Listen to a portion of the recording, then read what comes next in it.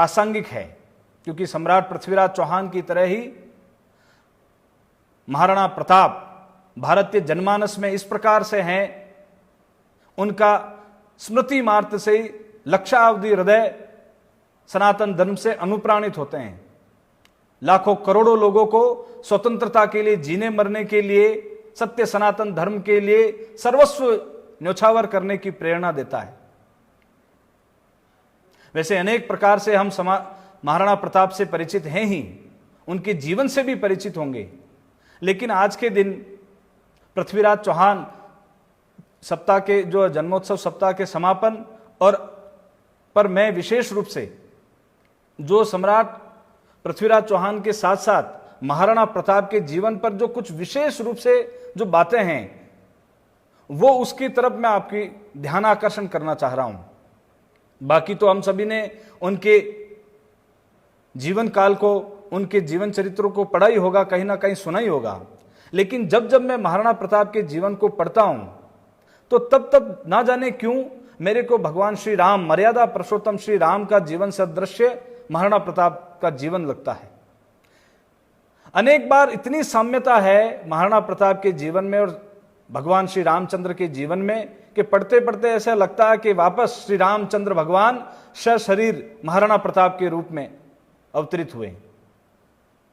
मेरे कहने पर आपको अतिशयोक्ति हो सकती है, लेकिन कुछ तथ्य हैं, कुछ जीवन इस प्रकार का है महाराणा प्रताप का, ताकि ये धीरे जब उसको अपन पढ़ते हैं, अध्ययन करते हैं, तो अनुभव करते हैं कि हाँ, वास्तव में उसी प्रकार की मर्यादा का पालन महाराणा प्रताप ने अपने जीवन में की। कितनी साम्यता है।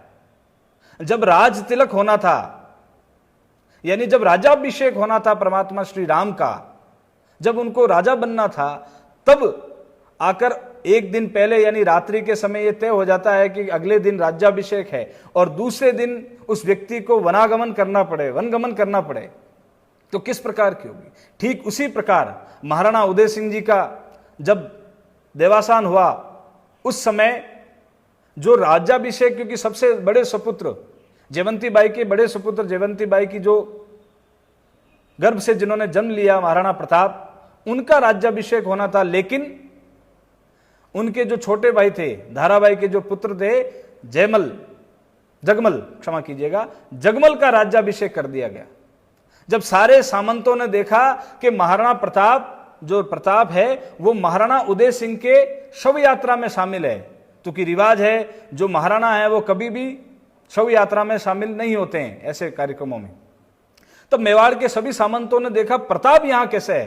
तब सबको पता चला कि किसी कारण से उदय सिंह ने भटियानी रानी के प्रेमवश में या किसी प्रकार के प्रलोभन में आकर जगमाल को अपना उत्तराधिकारी घोषित कर दिया।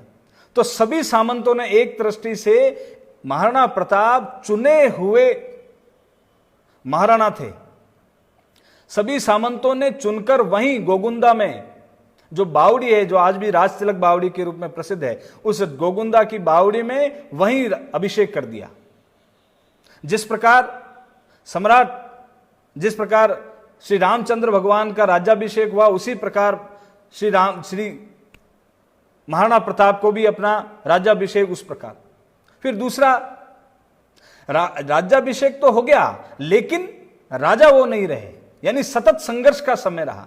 राज्याभिषेक से ही जब राज्याभिषेक हुआ महाराणा प्रताप का, उसके 4 वर्ष बाद में, यानी 28 फरवरी 1572 को महाराणा प्रताप को एक तरीके से राज मिला। लेकिन उसके 4 साल बाद, यानी 18 जून, जो अभी 4 दिन बाद में ही 6 दिन बाद में ही आनी है, 18 जून 1576 को विश्व का जो प्रसिद्ध, जिसको जेम्स टॉड कहते थे, कर्नल जेम्स टॉड, जिसको थर्मापोली का युद्ध कहते थे, वो थर्मापोली का युद्ध यानी हल्दी घाटी का युद्ध लड़ा केवल 4 वर्ष के पश्चात।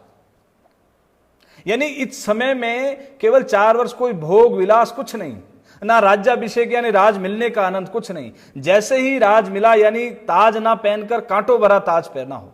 जिस प्रकार भगवान श्री राम जंगल में जाकर वनवासियों को संगठित करते हैं, उसी प्रकार राज मिलने के पश्चात महाराणा प्रताप वनवासियों को, भीलों को, उनकी सेना तैयार करते हैं।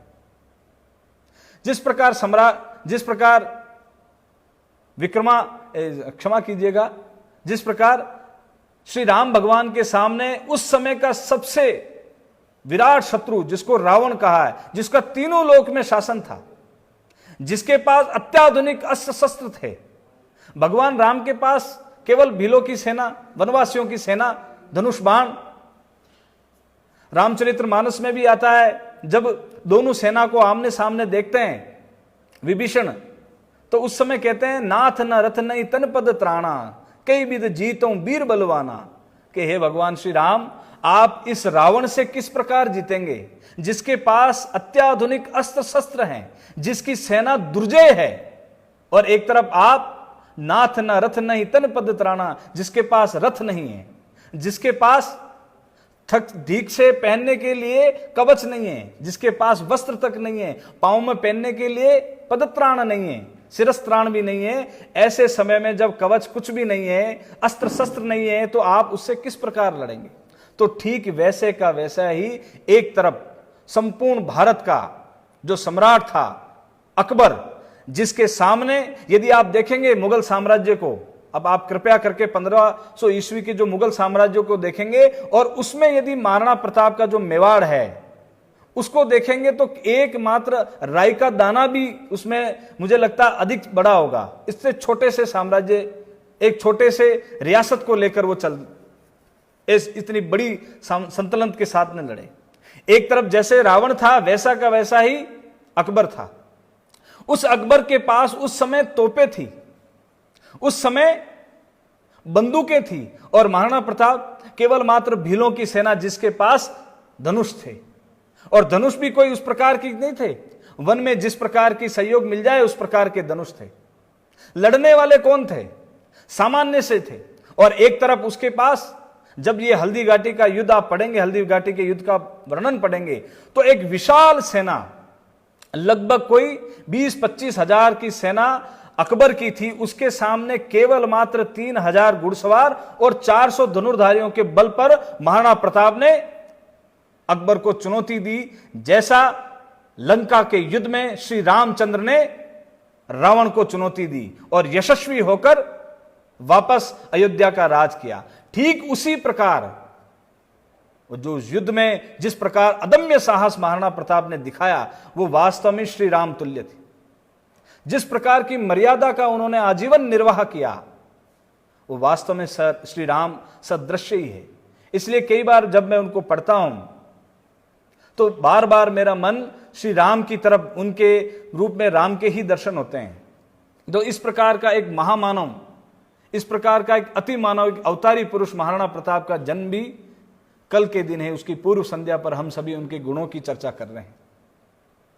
दूसरा ही साथ साथ, क्योंकि उनके जन्म के बाद यानी कल के बाद 1576 को जो युद्ध लड़ा गया, यानी 18 जून भी 6 दिन बाद में ही है। मैं आज के समय, आज के इस दिन पर 18 जून की जो युद्ध हुआ था, जो थर्मापोली के युद्ध के समान ही पराक्रम, उससे भी ज्यादा पराक्रमी युद्ध था हल्दी घाटी का युद्ध, उसी के अनुरूप, उसी के बारे में भी मैं थोड़ी चर्चा करना आपके सामने चाहूंगा।